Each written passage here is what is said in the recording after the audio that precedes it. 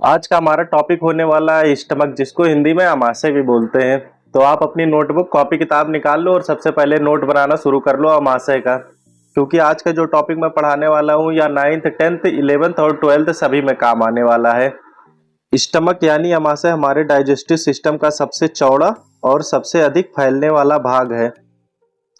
और स्टमक का आकार जो होता है वह जे आकार का होता है। जैसे आप सभी ने देखा होगा जे ऐसे करके बनता है, सेम इसी प्रकार से स्टमक भी हमारा होता है।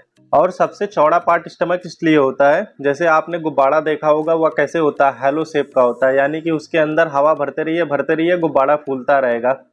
वैसे ही हमारा स्टमक भी होता है। स्टमक जब खाना उसमें नहीं रहता तो वह बहुत छोटा सा होता है और उसके अंदर आप 1 से 1.5 किलो तक खाना या फिर पानी भर सकते हैं।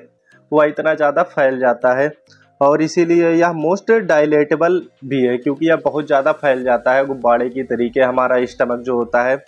और इसका आकार तो जानते ही है, जे शेप का होता है, क्योंकि ऊपर से एसोफेगस आया रहता है और नीचे ड्यूडेनम में जाके यह खुलता है, इसलिए इसका शेप जे आकार का होता है। जैसे मैंने यहाँ पे बनाया ऐसे ही करके इसका स्टमक का आकार होता है। स्टमक जो होता है या एब्डोमिनल कैविटी के ऊपर लेफ्ट पार्ट में डायफ्राम के ठीक नीचे लीवर के बाएं ओर और स्प्लीन के सामने स्थित होता है। एब्डोमिनल कैविटी क्या होती है? जो हमारा पूरा उदर गुहा होता है, यानी कि चेस्ट से लेके पेल्विस के बीच के एरिया को बोलते हैं एब्डोमेन कैविटी। इसी के अंदर सारे जो हमारे बॉडी पार्ट्स होते हैं, ऑर्गन्स होते हैं, जैसे लीवर हो गया, स्प्लीन हो गया, स्मॉल इंटेस्टाइन, लार्ज इंटेस्टाइन, सब इसी के अंदर आती है। इनको बोलते हैं एब्डोमिनल कैविटी। उसी के अंदर हमारा जो होता है स्टमक भी आता है। और स्टमक लेफ्ट साइड में इसलिए आता है क्योंकि राइट साइड में जो होता है लीवर काफी स्पेस घेरे रहता है राइट साइड का, इसलिए लेफ्ट साइड में हमारा स्टमक आता है। एक सामान्य एडल्ट के स्टमक की क्षमता लगभग 1.5 से 2 लीटर होती है, यानी कि वह 1 से 1.5 लीटर पानी भी पी सकता है और इतना ही खाना भी खा सकता है, लगभग 1.5 किलो तक एक सामान्य जो एडल्ट आदमी होता है। और स्टमक जो होता है वह केवल खाना रखने की थैली नहीं होता।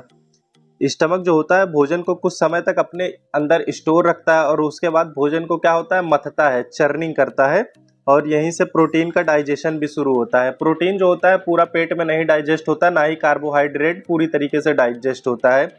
यह सभी जाके स्मॉल इंटेस्टाइन में एब्जॉर्ब होना शुरू होते हैं, डाइजेशन होना शुरू होते हैं, लेकिन यहाँ से चर्निंग, मथना शुरू होता है। मथना मतलब जैसे फूड को काइम बना देता है। स्टमक के अंदर हाइड्रोक्लोरिक एसिड होता है, पेप्सिनोजेन होता है, गैस्ट्रिक लाइपेज होता है, या सभी मिलके भोजन को जो है सेमी लिक्विड बना देते हैं, जिसको बोलते हैं काइम। और 3 से 4 घंटे लगते हैं इस पूरे प्रोसेस में। इसके बाद जो काइम होता है उसको स्टमक क्या होता है, ड्यूडेनम में भेज देता है और वहां पे जाके पूरी तरीके से कार्बोहाइड्रेट और फैट इन सब का एब्जॉर्बेशन शुरू होता है धीरे धीरे। आमतौर पर भोजन लगभग 3 से 4 घंटे तक स्टमक में रहता है या भोजन के प्रकार पर निर्भर करता है। जैसे जो सादा खाना होता है वह 3-4 घंटे में पेट के अंदर जो होता है काइम बन जाता है, लेकिन जैसे वसा युक्त फूड होता है, ऑयली फूड होता है, या 4 से लगा के 6 घंटे तक पेट में रहता है। तो यह भोजन पर डिपेंड करता है कि किस प्रकार का भोजन खाया है, वह स्टमक में रहेगा। जैसे जितने भी फ्रूट्स होते हैं वह 30 मिनट से लेके 60 मिनट तक स्टमक में रहते हैं, उसके बाद स्मॉल इंटेस्टाइन में चले जाते हैं। तो यह फूड के नेचर पे डिपेंड करता है किस प्रकार का फूड आपने लिया है। एनाटॉमिकल पार्ट ऑफ स्टमक, यानी स्टमक जो होता है संरचनात्मक आधार पे कितने भागों में बटा होता है। स्टमक जो होता है मोस्टली 4 भागों में बटा होता है। अभी चारों का मैं आप सभी को नाम बताता हूँ और चारों क्या काम करते हैं सब कुछ आपको बताता हूँ आगे। स्टमक का जो पहला पार्ट होता है उसको कहते हैं कार्डिया, और इसी को कार्डियक पार्ट भी कहते हैं। यह स्टमक का सबसे ऊपरी भाग होता है जहां ओसोफोगस आकर स्टमक से जुड़ता है। इसे कार्डियक इसलिए कहते हैं क्योंकि यह हार्ट के सबसे पास स्थित होता है।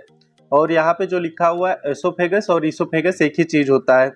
ईसोफेगस जो बोलते हैं अमेरिकन इंग्लिश में बोलते हैं, ओसोफोगस जो होता है उसको ब्रिटिश इंग्लिश में बोलते हैं। तो दोनों में कंफ्यूज नहीं होइएगा, दोनों एक ही चीज है। दूसरा पार्ट जो होता है वह फंडस होता है।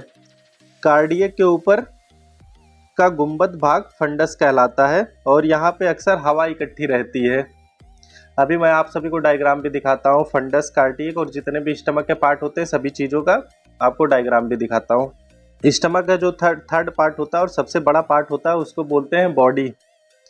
यह स्टमक का सबसे बड़ा भाग होता है, यहाँ पे लिखा भी हुआ है। और यहीं पे गैस्ट्रिक जूस का अधिकांश स्त्राव होता है और यह भोजन को चर्निंग तथा डाइजेशन का मुख्य कार्य होता है। स्टमक का जो बॉडी होता है वह सबसे बड़ा पार्ट होता है और इसी में गैस्ट्रिक जूस का अधिकांश स्त्राव होता है। गैस्ट्रिक जूस क्या होते हैं? हाइड्रोक्लोरिक एसिड हो गया, गैस्ट्रिक लाइपेज हो गया, पेप्सिनोजन हो गया, इन सभी का स्त्राव कहाँ होता है? स्टमक की बॉडी में होता है। और यही सारे पार्ट्स जो होते हैं मिलके भोजन को मथते हैं, यानी कि काइम बनाने का काम करते हैं। पाइलोरस यह स्टमक का अंतिम भाग होता है जो ड्यूडेनम अर्थात स्मॉल इंटेस्टाइन के पहले भाग से जुड़ता है। यानी कि जो स्मॉल इंटेस्टाइन होता है जो पेट से जुड़ा रहता है उसका जो पहला पार्ट होता है उसी को बोलते हैं पाइलोरस। और यहीं से भोजन जो है धीरे धीरे छोटी आंत में जाता है, यानी कि पाइलोरस के थ्रू ही स्टमक से फूड जो है स्मॉल इंटेस्टाइन में जाता है। स्टमक के जो होते हैं 2 गेट कीपर्स होते हैं जिन्हें इंस्पेक्टर्स कहते हैं। अगर यह नहीं होंगे तो क्या होगा? जैसे फूड जो हम खाना खाएंगे सीधे पेट में चला जाएगा और पेट में जाएगा तो जाहिर सी बात है जब एसिड रिफ्लेक्स होता है तो वह ऊपर भी आ जाएगा। इसलिए 2 गेट कीपर्स लगे होते हैं, एक ड्यूडेनम के पास लगा होता है स्मॉल इंटेस्टाइन के पास, और एक हमारा जो होता है एसोफेगस जो जाके वहाँ स्टमक से मिलता है, एक वहाँ पे लगा रहता है। तो इसके स्टमक के 2 महत्वपूर्ण गेट कीपर्स होते हैं। अब सबसे पहला कौन सा होता है? गैस्ट्रो इसोफेगल होता है जिसे लोअर इसोफेगल स्पिक्चर्स भी बोलते हैं। यह भोजन और एसिड को वापस इसोफेगस में जाने से रोकता है। अगर ऊपर इंस्पेक्चर नहीं लगा होगा तो क्या होगा? जो हम खाना खाएंगे कभी भी डकार होगी या फिर कोई भी व्यक्ति उल्टा लेट जाएगा। मान के चलिए अगर वो पैर ऊपर कर ले और हाथ नीचे कर ले तो क्या होगा? फूड तो सीधे हमारे मुंह से निकल आना चाहिए, लेकिन ऐसा नहीं होता है क्योंकि यहाँ पे एक वो लगा होता है। यदि गैस्ट्रोइसोफेगल इंस्पेक्चर ठीक से काम ना करे तो एसिड रिफ्लेक्स और एसिडिटी की समस्या हो सकती है। यानी कि जो ऊपर का लॉक सिस्टम है एक हिसाब से मान लीजिए स्टमक का, अगर वह सही से काम नहीं करता तो क्या होगा? एसिड रिफ्लेक्स होगा। यानी कि जो पेट में हाइड्रोक्लोरिक एसिड होती है, गैस्ट्रिक लाइपेज होता है, वह सब क्या होगा?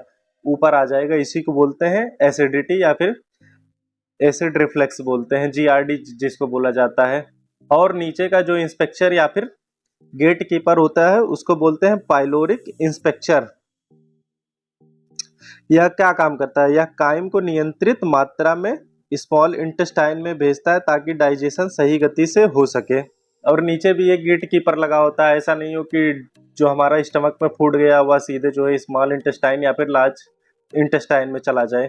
इसका क्या काम होता है? या थोड़ा थोड़ा करके जरूरत के हिसाब से जो काइम बन जाता है फूड उसको स्मॉल इंटेस्टाइन या फिर ड्यूडेनम में भेजता रहता है धीरे धीरे।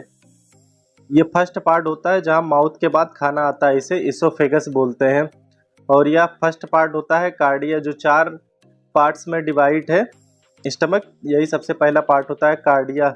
उसके बाद कार्डिया से होते हुए फुजन जो है फंडस में आता है। फंडस या पूरा एरिया होता है। और ये जो बीच का पूरा पार्ट है इसको बोलते हैं स्टमक की बॉडी। ये जो पूरा बीच का पार्ट होता है यह सबसे बड़ा होता है। यहाँ पे है स्मॉल इंटेस्टाइन जिसे ड्यूडेनम लिखा हुआ है, या होती है स्मॉल इंटेस्टाइन। यह पाइलोरस है, सबसे लास्ट भाग होता है स्टमक का। यहाँ पे ही खाना आगे काइम बनता है।